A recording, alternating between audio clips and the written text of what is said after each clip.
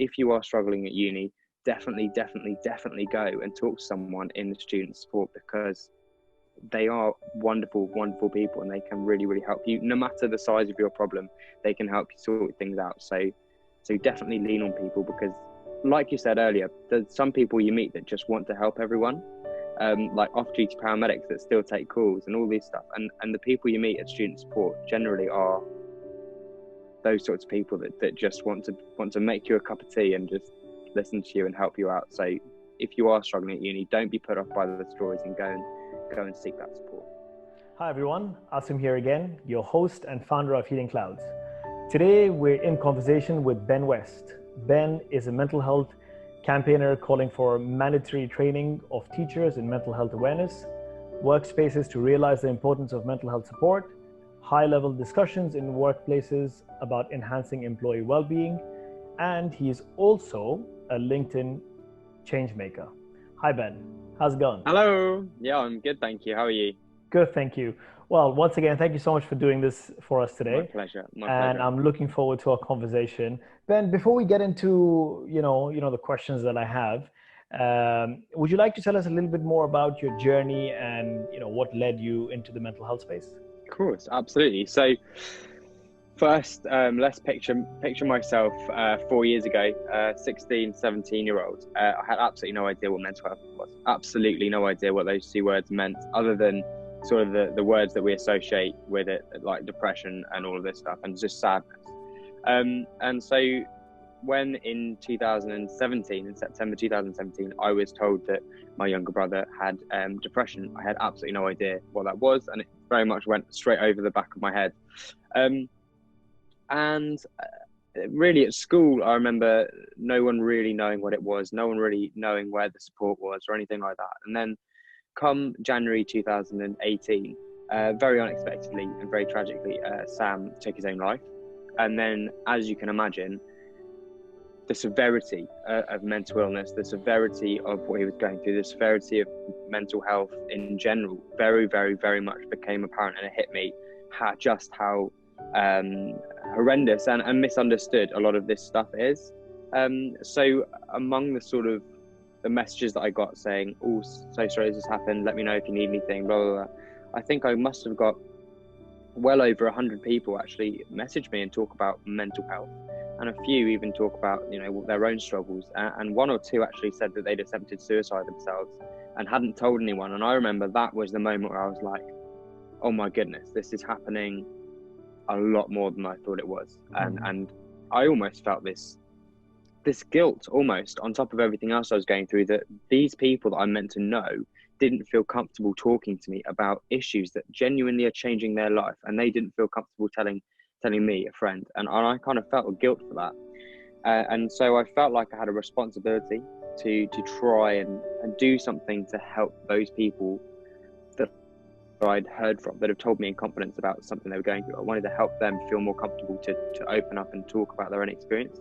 And basically that is what started me along this path. And I'm sure once you receive that first message saying you've helped someone, or once you've received that Christmas card saying thank you, you're too far gone now, you can't stop. So the ball very much rolls and the snowball forms, and there's no way out.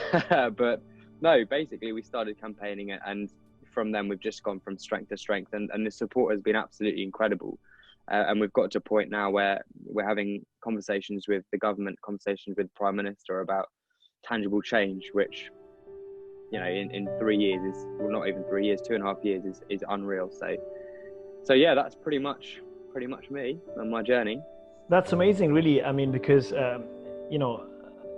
talking about a change is one thing, but actually taking an action and trying to make it happen, I think I honestly commend you for doing that, because it is a really short span of time. I mean, I know there must be a lot of work that has gone in the back end, to make everything happen. But speaking to the Prime Minister and actually making things change. But do you also think that perhaps in the past couple of years the awareness in general has also increased, and that has probably also helped you with your conversations with the government and with other sectors? Yeah, I totally agree. I think there's a lot more of an awareness around mental health, I don't think that there's so much more understanding yet. And I think there's a real difference between awareness and understanding. I mean, ask anyone what is mental health, they'll be able to give you a vague answer. Everyone knows that it exists. Everyone knows that it's important to have that service, have that support.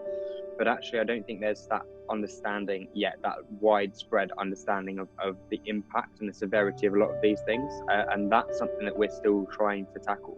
Because it's one thing telling government and telling people that this is important, because most of the time people know that it's important. We hear it all the time on the radio, on TV, everywhere.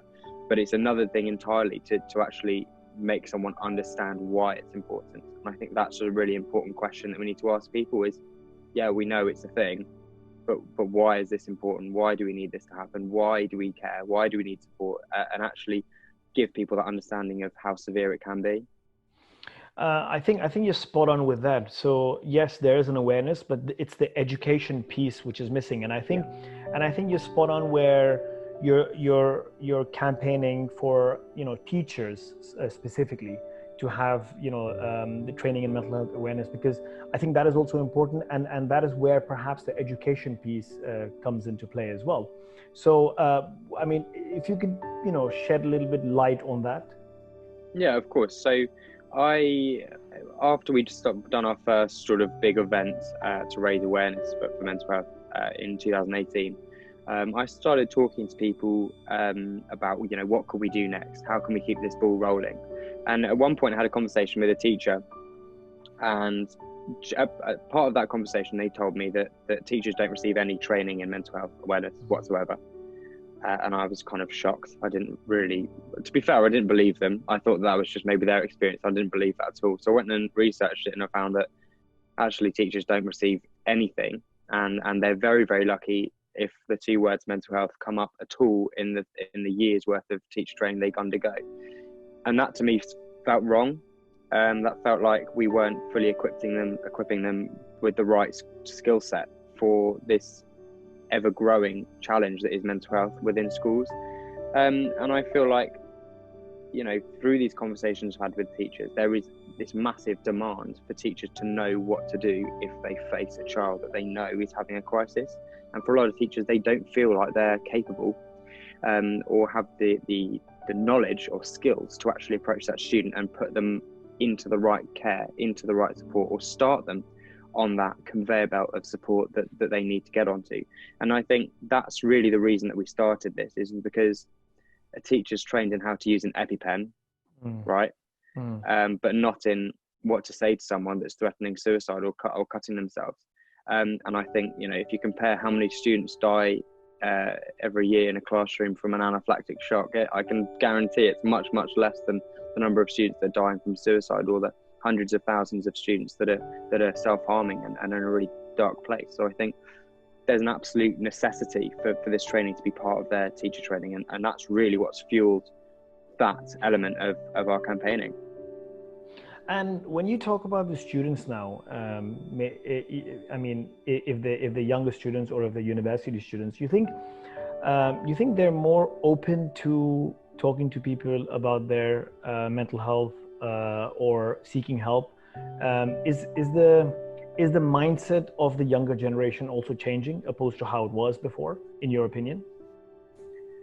Yes, in short, the short answer is yes. I think there's a spectrum on how much so that is. I think I've been to some places, I've spoken to some people and some schools where they're very, very much so behind in terms of how often people actually admit to problems and come forward with problems, and other schools seem to be quite good at dealing with it, and some students seem to be quite open.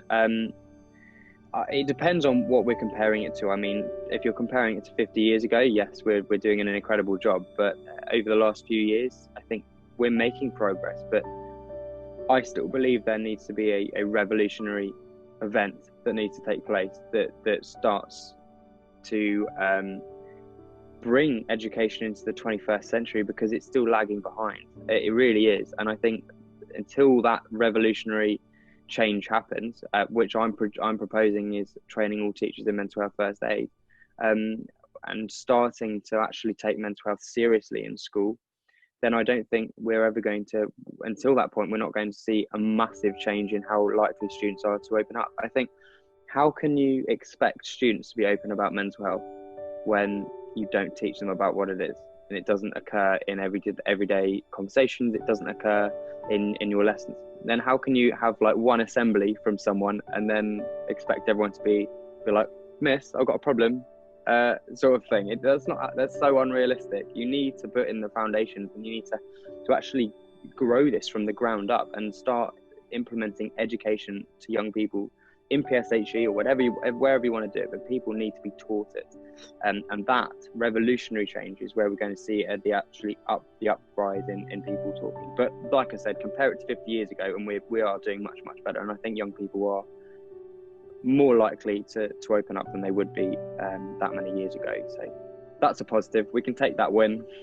Yeah, no, absolutely. And I think it's really commendable for the work you're doing and everybody else around as well, because I mean, you rightly said, yes, there's awareness, but the education piece is still unfortunately missing. However, it is better than a couple of years ago, definitely, but still there is a lot of stigma around the space. So hopefully hopefully we can make that change today, so the generation tomorrow does not have any stigma. So, I mean, people don't have a problem talking about their physical health, but unfortunately, people still have problems talking about their mental health. So, I think it's that understanding and that education piece, which I think you're trying to tackle spot on. Do you think this whole pandemic that the whole world has witnessed? I mean, we're all collectively in this together. Do you think that has also somehow accelerated that movement or that education or that awareness? I mean, yes, there has been a lot of negatives, unfortunately, due to this whole crisis, and we're all in trying times. We're completely not out of it yet, but perhaps this could be one of the positives that has come out of it, that the mental health education or awareness has accelerated. Yeah, I mean, I definitely think there's going to be progress in this space, because there's a little challenge. Type in coronavirus into a social media page, and I almost guarantee that there'll be stuff on mental health within that search, stuff about looking after your mental health. Looking after our mental health and well-being has become household phrases. We hear it all the time on the news now. We hear it all the time on social media, more so than we did before. And I think that's a real positive. But also, being plunged into uncertainty, being plunged into negative times, ironically, they can actually improve your mental health in the long run. I think being dunked into this uncomfortable situation can sometimes give the body some sort of reason to start looking after yourself a bit better. And I think that's really important. But yes, I definitely think that coming out of this, people are going to have a newfound sense of importance around mental health, a newfound respect for mental health and well-being. So yeah, let's hope so. Anyway, I mean, I know that the government have already come out and said that the mental health crisis following this epidemic, this pandemic even, is going to be huge. So hopefully that means that they can look at this with more importance, and hopefully the funding will reflect that, but also national opinion. I'm really hoping that we come out of this and start to take it a little bit more seriously, move away from the labels, move away from the depression, anxiety, right? We can leave that till later. We can put that on hold for a second. Let's just focus on looking after ourselves day to day. I think that's been revolutionized by this. I really, really do. Yeah, no, absolutely. I honestly, I couldn't agree with you more. I mean, but unfortunately, a lot of people have also, during this time, have seen a lot of losses around themselves. If it's their friends or family, and there are quite a few people, dealing with grief at this point in time. If you're comfortable talking about it, what would you want to tell those people from your own personal experiences, dealing with grief, and how can they better manage their well-being at this point in time? Yeah, I mean, this is such an important topic for now. The first thing I'd say to anyone is kind of expect the unexpected with grief, and just kind of, you know that it's natural, right? Know that it's as natural as laughing, all that you're feeling. You know, sometimes you'll feel these weird emotions that you can't explain, or a lack of emotion, and actually that's not something to be worried about. It's not something to be scared of or concerned about. That's just the natural process. So a lot of it is just very natural, and I think that's a really important thing to understand. But also, one of the biggest things I tell anyone that's going through hard time, that's something that I really try to do, is turn something into a positive, or embrace something positive. Because for me, everyone always asks me, how can I have bounced back so quickly? How can you, through that hard time, think of anything positive or do anything positive? And there's me planning.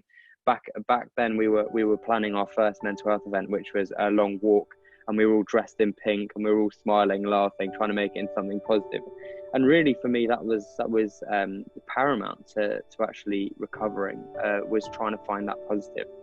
So that's what I tell people, find that gem of positivity and just embrace it. Whether that's, planning some sort of event, which is difficult right now, I understand that. Whether it's art, whether it's music, whether it's seeing family, whether it's anything, find something positive. And just embrace that and concentrate on that, because it can act as a beam of light through very difficult times. And then also, it's definitely worth, if you are struggling, to look up online all the well-being techniques. I don't think people quite realise how powerful simple mindfulness, meditation, exercise, eating healthily, like these things genuinely do make a huge impact on your mental health and your physical health. But until you meet someone that kind of proved to you how effective these things can be, I don't think you realise how much your mental state can be changed just by going for a run every day, or just by changing your diet to something more healthy, or just by meditating for 5 minutes every morning. Something like that can really improve your mood. So definitely worth researching into wellness techniques as well. And of course, it takes time, like anything else. Yes. It takes a lot of hard work, but I think it's all about being consistent as well. So I mean, if you wake up in the morning and do a 5-minute meditation just for that one day, obviously you can't expect anything to happen, right? But it is being consistent, and I think being not being too hard on yourself. I think that is also a key. And having said that, what's also happening, obviously, with this whole situation, the lockdown, and people are working from home, the whole work structure has being disrupted. So what are the key improvement or suggestions for both employees and employers, you would say, to boost employee mental well-being while people are working remotely? Absolutely. So for employers, I mean, there's a lot that we can do to support your staff, whether that's resource groups, whether that's mental health first aid training, which has now gone to online. So your staff can still take these courses to get this knowledge, and then become the mental health first aider for your workplace. That still exists, and move the support online. And really, as an employer, I think they should never underestimate how important that is to look after, right? You can't expect your staff to walk into the front door to the office every morning and leave their bags outside, right? No one does that. They bring their bags inside, and you've got to expect that to come in. And I think we've got to deal with that. And just because there's no office door in your morning and there's a login page instead, I don't think that should be any different. And I think, a lot of businesses have been quite understanding around people's personal situations at this time. I think that's brilliant. Let's continue that.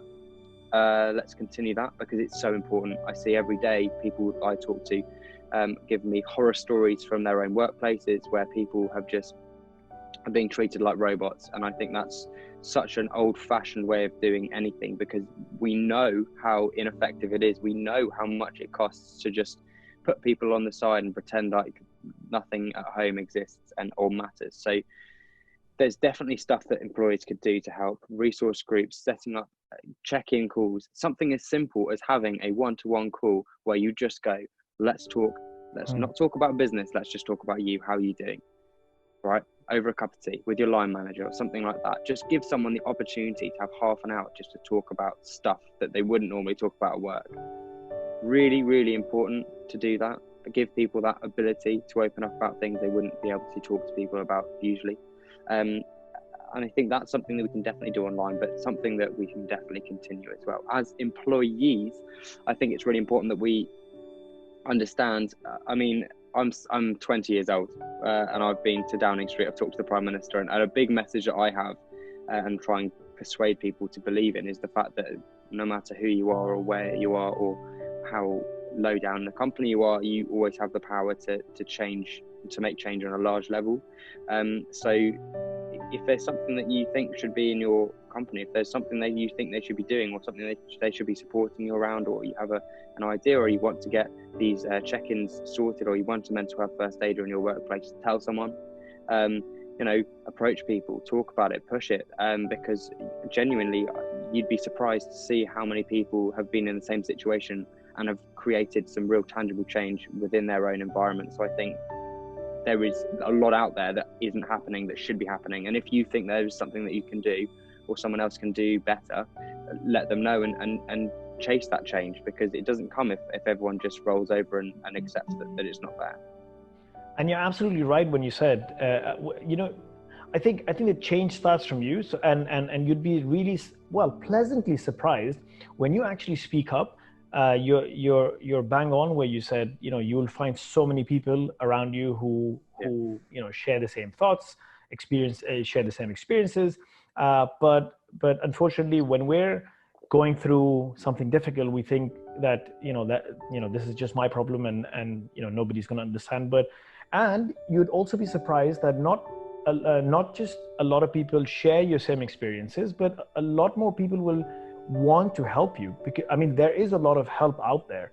You spoke about online resources, and there's support groups, and they're just people. You can start from your friends and family, and then moving forward. And especially before we started the podcast, Ben, we were talking about this whole mental health space. Everybody just wants to help. Not just the NHS, but doctors and frontliners who are working, who want to help off duty as well, not just because they're part of the NHS. But it's just so much support out there. So I think it just starts from us, how we take the first step and start reaching out. You spoke about few practices earlier on in the conversation. Would you like to share some of the practices that you practice on a day-to-day basis, and also what would you tell perhaps maybe the student community specifically? Yeah. Okay. So a few of the things that I try to do as often as I can and bear in mind. I think one is exercise. If I have a really bad day at uni, or if I have a lot of work, even if I have a lot of deadlines, which might sound contrary to what I should be doing, which is knuckling down and getting the work done, I do make sure that I can get out. And maybe it's not always a run, but a run's great because it releases that serotonin. But even if it's just half an hour walk, get some fresh air, get moving, it's so important. So I definitely try and work that into my schedule, no matter how busy it is, because it just gives your brain time to just go before going back to it, and it really does help. So I'd say regularly getting outside, regularly exercising in whatever form that it's suitable for you. Second one is eating healthily.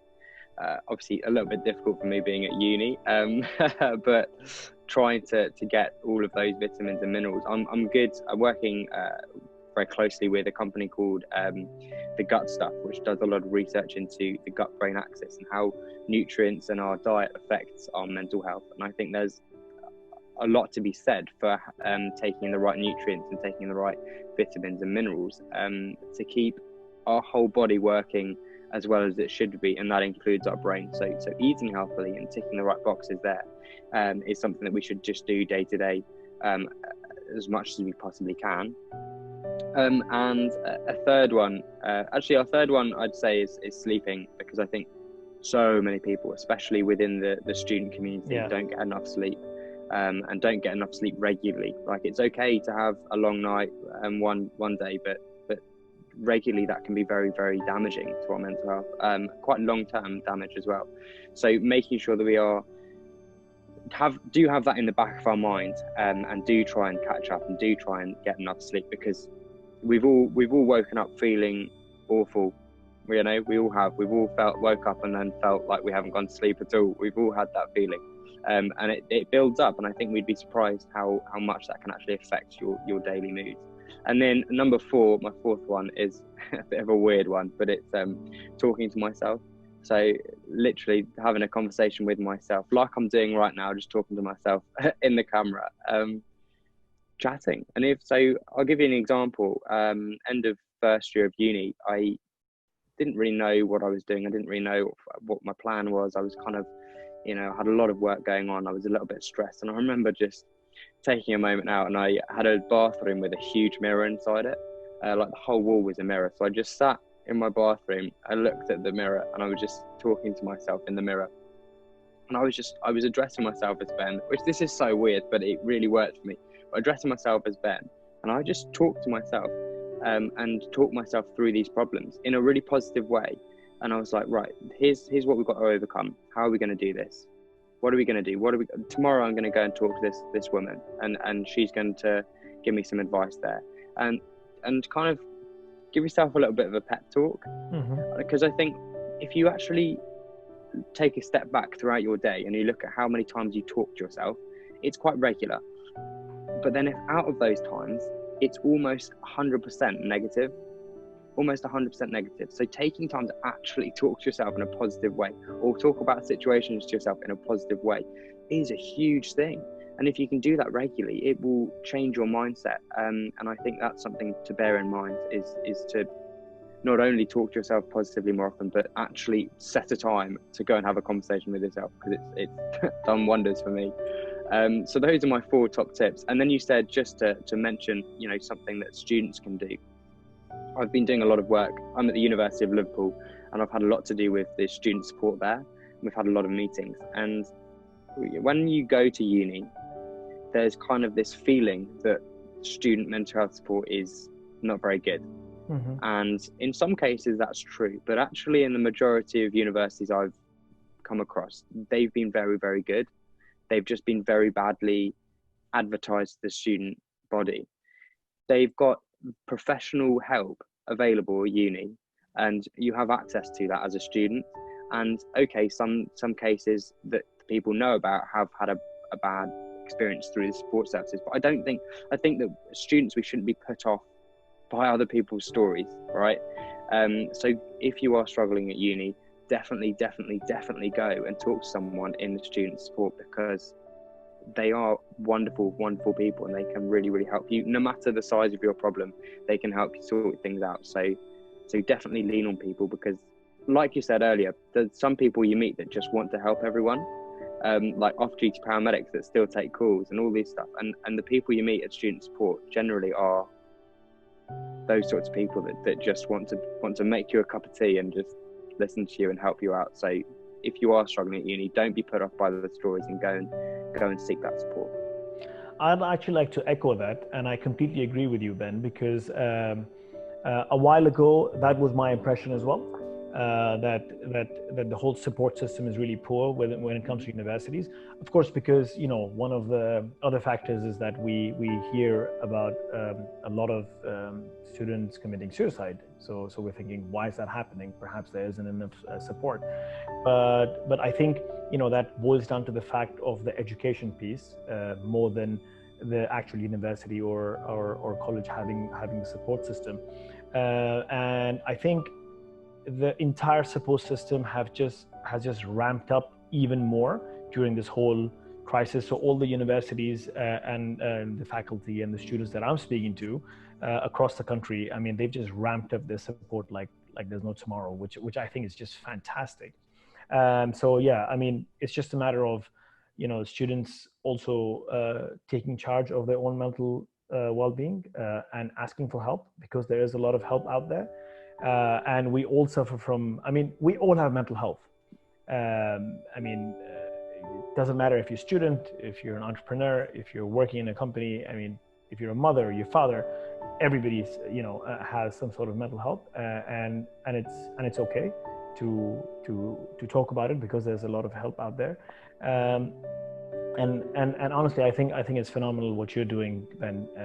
And I would honestly love to help, and I know that a lot of people would also want to join in, and a lot of people already share your passion, but perhaps they don't have the right avenue. So if you can just perhaps elaborate a little bit about how people can join your movement and support you, and help make this whole space even better than what it is now.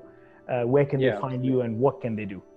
Sure. Okay. So if you'd like to sign the petition, we're desperately looking for more signatures, more pressure on the government I've signed to mine. create this change. Yay! Join the team.